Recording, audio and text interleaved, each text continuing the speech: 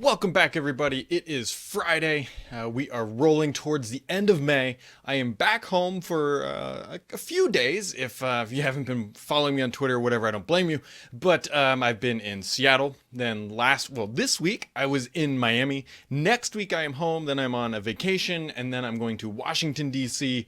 And so I am about halfway through the travel palooza that is known as the month of May. And if you want to hang out in Washington, D.C., I'll be at Shift Happens Con or Shift Happens Conference. You can find a link down below.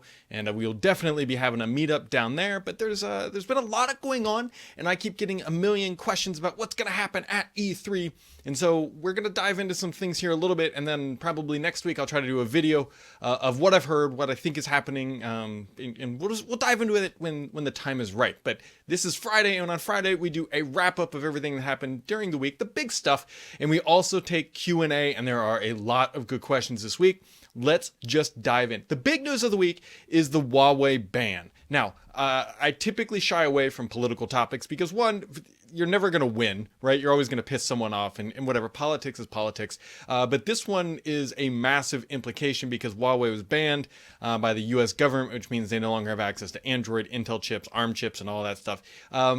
It's disappointing, I guess. I don't know. I don't know how you want to look at it, but whatever. I think Huawei makes good phones, and they typically have interesting products. It's going to be more interesting to see how they navigate the issues that are ongoing, but I suspect that these sort of things are going to be happening more and more in the future until we have some dramatic changes in the industry.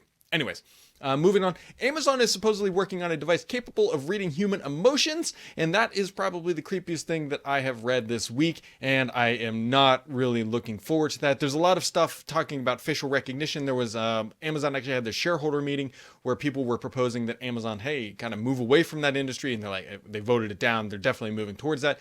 Reading your emotions. I don't know why you would want something like this in your house. Maybe if you're sad, Amazon will ship you some gummy bears, so maybe some Hasbro gummy bears to, cheer you up and then bring you right back down once you realize how terrible they are. The sugar-free variety, that is. I don't know. Anyway, so they're working on this device. We'll see if anything ever ships or materializes. They've already done a good job of getting microphones into everybody's homes. So, hey, why not cameras that can read if you're happy, sad, or whatever? Yeah.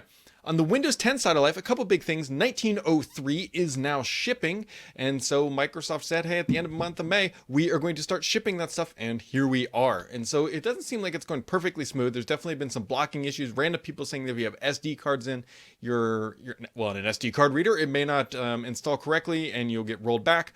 Printers strike again. There's been some printing issues, but whatever. 1903 now rolling out. If you don't have it, you will probably likely have it in the near future if you go out hunting for it.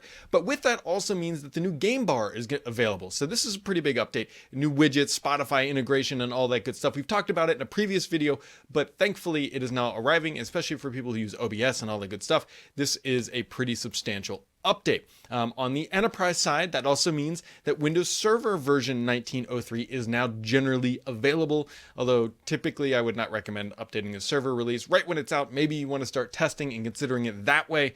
But yeah, that is going on. Microsoft also had their SharePoint conference out in Las Vegas this week where there were some OneDrive. Differential sync is now coming to other updates or other application style files and all that good stuff. So if that makes you happy, you can go check out some of that content over on Petri. On the gaming side, there was a lot of gaming news this week. There's actually a really interesting report out that is talking about this cloud streaming market. They said today it is a $387 million industry, but it's expected to grow to about $2.5 billion by 2023. Now, I would take that number with a massive pile of salt because these things tend to not get it correct. But what they typically are good at saying is, hey, look, the industry is going up. And that's why Microsoft and all these other companies are targeting it. Now, interestingly, they did call out Sony as saying that Sony's PlayStation Now is responsible for 36% or about $90 million of that $387 million prize or pool of revenue. They did not talk about Xbox really in any capacity, Game Pass or anything else like that, which kind of debunks that last rumor crazy thing out that Xbox Game Pass was going crazy with a whole bunch of money. But Sony is the largest streaming company out there right now, according to this report, at $90 million. That's a really small drop in the hat, especially when you consider they have 100 million PlayStations sold. It's still a small market. But what's kind of interesting that ties into this is that also announced this week coming out of the Bloomberg camp is that when Sony announced that they were going to be using Azure, the PlayStation group was totally in the dark on this, like completely in the dark, which is a little nuts. And that everybody in that org was really surprised by the announcement, which makes it kind of seem like, hey, not kind of, but it absolutely makes it seem like this was like a board executive C-suite level decision. And the reason being is that they looked at it from a strategic advantage for the company going forward, and they chose Azure regardless of anything else happening in the company. And that's a pretty big deal. The reason why I say that is that they are looking beyond the competition with the Xbox. They're looking beyond everything else. They're looking purely at the long-term viability of Sony as a company, and not Xbox, PlayStation, fighting it out and all that good stuff. They just said, hey, we're going to do better if we're on Azure long-term rather than any of the other partners, regardless of what else they sell and or do. So just kind of keep that in mind, that this was above the heads of PlayStation when they selected Azure. On the Game Pass side for Microsoft, announced a bunch of new stuff actually. So on May 23rd, Metal Gear Survive and the Banner Saga will show up there on Game Pass. On May 29th, Void Bastards will be rolling in. On May 30th, Dead by the Daylight and Outer Winds show up. And then June 6th, Full Metal Furries, that is, the Banner Saga 2 and Super Hot, interesting game if you've never played it, will also be showing up on Game Pass. This is all Microsoft, again, moving towards what is expected to be a $2.5 billion industry by 2023. Of course, I'm wondering if Game Pass is a part of that. I'll be curious. I will be curious to see what else, how the report was a little interesting. I just want to call it the Sony stuff. So yeah, we've got that going on. Those are kind of the big highlights of the week. There's not a whole lot of gaming news. Microsoft is obviously gearing up for E3. I've been starting to hear some trickles of some really accurate, I believe, information. There was a major post over on NeoGAF a couple days ago that I'm working to see how much I can verify. I did tweet out that I have heard that Fable game is in development for the next generation console.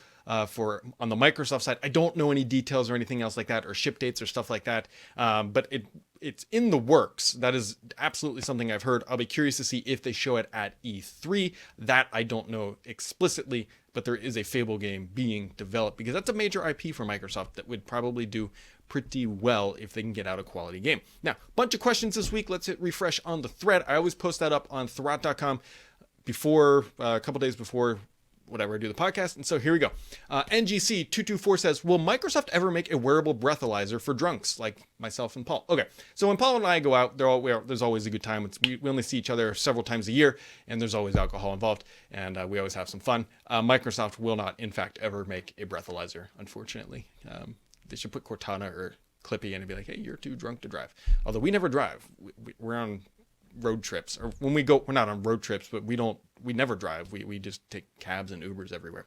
T182 says, has the improvement in Microsoft Teams in the last year tempted you guys to try it again, or has that ship sailed? So what he's talking about, as a company, the company that allows me to do this stuff and bring you guys this information, we don't currently use Microsoft Teams, although we do talk about it a lot. We did try it at one point, but it wasn't quite there. The one missing feature that we need in Teams is that we use Skype currently. Now, the challenge is that we use Skype with a lot of contractors, and we don't have those contractors. Well, they're freelancers, and what we need is Skype integration into Microsoft Teams. If they bring Skype integration, much like they had on Skype for Business, where you could talk to Skype clients inside of Teams, there's a very good chance that would pull us over. But for the time being, we have a trouble getting away from Skype because we use it for so many things with so many different people that we need all these outside parties into Teams. So that is the missing feature that has kept us from moving to Teams. And if it happens, I could see us giving it a shot again. Jay Hamby says, has Windows on ARM lost steam? It wasn't mentioned at Build and haven't seen any mention of it in the press either. I don't think so. The big thing that you're waiting on is 8CX. And so I don't want to say they didn't talk about Windows on ARM at Build. Let's be honest, they didn't talk about Windows at all at Build, right? It wasn't in the keynotes. It was very rarely mentioned. There were some breakout sessions and all that good stuff, but they did a major disservice to the brand by not even talking about their 825 million people using it, soon to be a billion people probably by the end of the year or early next year. And so it was awkward, but I don't think it's lost steam. Wait for the 8CX from Qualcomm to start shipping, and then you'll start seeing a lot more noise about it. Michael Martinez says, given the recent $100 price cut on the Surface headphones, do you believe they're preparing for a Gen 2 pair or seeding this market in favor of the rumored earbuds? I think this is just a price cut to probably stimulate sales. I personally have not bought them. They're not for me. I'm not a big over the ear kind of headphone person wearing. That's just not my style. I don't wear them at home. I do wear them though when I game, but you can't use. The ironic part is I wear this type when I game, but you can't use the Surface headphones when you game because they don't connect to the Xbox for whatever freaking reason Microsoft wasn't thinking. I also don't know how often people like wear these things in cubicles, right? I'm hoping that they're lowering the price and they're going to sell more and that the earbuds will sell better because I personally will probably buy the earbuds, at least if they do better noise isolation, because you can't wear AirPods on a plane because they suck at noise isolation. So I don't know fully how to read into this. I don't know when the Gen 2 is coming. I know that there is a revision. I wouldn't be surprised if we see a black pair of the Surface headphones in the near future, by the way. But if you're looking to buy them, they are now $100 off. So keep that in mind. Andre says, hi Brad, do you have any scoops or news regarding the status of Windows Lite and its related hardware? If an announcement is not happening this fall, how are partners going to release third-party devices this year? So it was clearly delayed. Delayed might be the wrong word. It clearly was intended to be announced at Build. We know that because Lenovo announced this weird foldy tablet thing that I believe was expected to run Lite. And if you look at it, it says an unannounced version of Windows, which I'm almost positive is referring to Windows Lite. Now, everything I've heard is that it's still on track for a much wider internal testing around the July-August timeframe. I haven't heard that that has slipped at all. And so we will see. I don't know if we're going to see hardware this year. I expect Microsoft to do some sort of showcasing hero device for the platform, much like they did with this Windows laptop and everything else that they've done in the past. But I don't know. They kind of threw us a curveball because Build was interesting. There was a lot of announcements, but there were no major announcements, if you will. Nothing kind of game-changing or crazy forward-looking yet. And it seems like they were set up to announce Windows Lite, but then they said, nah, we're not going to talk about it at all for reasons not quite yet understood. Delta Prime says, a while back, Paul said you had seen the Elite Controller V2. Did the version you saw have rubber grips like the first Elite Controller that tend to fail after a month or two of gameplay? I believe they did. Actually, there was a video on YouTube, and I can't remember if it got pulled down. If you just go Google Elite Controller V2, you can see a lot of different images of the device. So, unfortunately, the roadmaps I've seen so far don't have it on it. I'm not saying they're not coming, but I don't think it's like explicitly right around the corner, although I could be wrong. Maybe it sits in a different part of the Microsoft gaming org that I'm just not familiar with, but unfortunately I don't know when that is coming or if at this point. And then Epic Palm says, do you think that Microsoft's new Microsoft Edge will be an attempt for Microsoft to get back into the consumer market with lower end tablets devices running Edgeum, and will Windows become for more business enterprise users? Also, will Microsoft any new exclusives shown at E3 this year for the console generation? Will new exclusives be held for next generation? Lastly, is the digital program still happening that for the Xbox that was mentioned a while back? A lot to unpack there. So Edgeum, Microsoft, one of the reasons I think Lite might be delayed or pushed back is actually because of the Chrome-based version of Edge. That was a pretty late game switch for Windows Lite to try to integrate and pack all that up. I think that is very much related to why we may not have seen it at Build.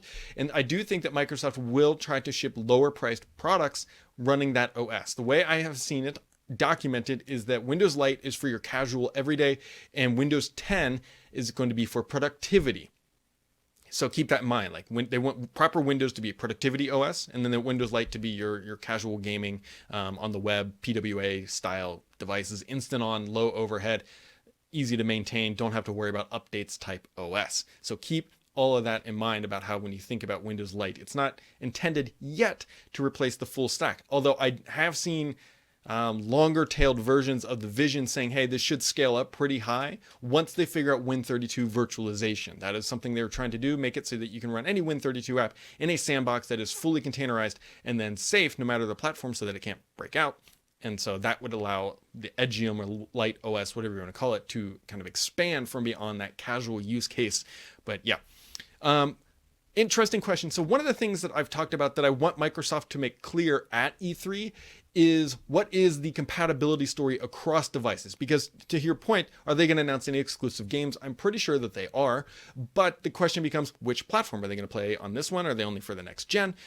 I would think that Microsoft is going to make these things cross-platform somehow, maybe through xCloud or something like that, but it would be a pretty big loss to ship a game right when Anaconda and Lockhart ship, and then not have access to the massive amount of people who already have a current generation console. So that's to me the bigger question. Yes, they're going to have exclusives. That's kind of what they talk about at E3. But the bigger deal is how and who is going to be able to access them.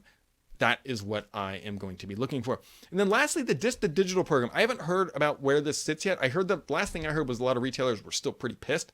It was initially expected that only GameStop would be pushing back against this pretty hard, but apparently a lot more were than Microsoft was expecting. I still think it needs to happen, and I still think that the Xbox One All Digital Edition is priced way too high. There's something wrong, and I think it's pretty clear from all of us looking at the price point of that. And then you can go buy an Xbox One S with a terabyte drive and a disc drive for around like $215 with a game, and then you have to pay more for a console without a disc drive, but it comes with 3 games, but you don't get to pick the 3 games.